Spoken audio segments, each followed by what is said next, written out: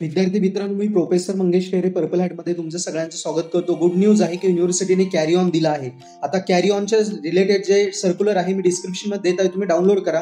याच्यात दोन प्रकारे मुलांना कन्फ्युजन आहे. एक, काही मुलांना गोल्डनमुळे म्हणजे क्रिटिकलच्या सब्जेक्टमुळे वायडी होता आणि काही मुलांना क्रेडिटमुळे वायडी होता.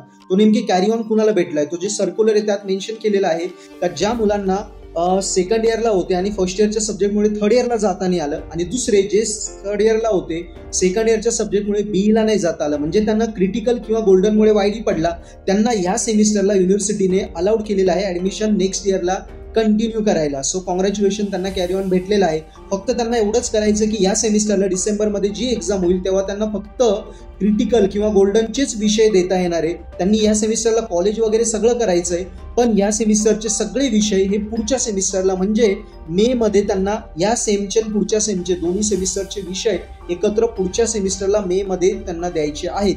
या सेमिस्टरला डिसेंबर नोव्हेंबरमध्ये फक्त त्यांना जे गोल्डन क्रिटिकलच्या विषयामुळे वायडी होता तेच विषय देता येणार आहे. हे क्लिअर झालं. पहिला गोल्डन क्रिटिकलमुळे ज्यांना वायडी होत त्यांना कॅरी ऑन भेटलेला आहे. आता सेकंड प्रश्न, ज्यांना क्रेडिटमुळे वायडी होता, सो त्यांचं काय? सो त्यांच्या बाबतीत त्या सर्क्युलरमध्ये कुठे मेन्शन नाहीये, पण तरी 16 तारखेला आपल्याला कॉलेज उद्या सुट्टी येईल, 16 तारखेला आपल्याला आयडिया क्लिअर होईल. त्यावेळी जर कन्फर्मेशन झालं तर तेव्हा मी नेक्स्ट व्हिडिओमध्ये जरूर त्याबद्दल पण सांगेन. थँक्यू.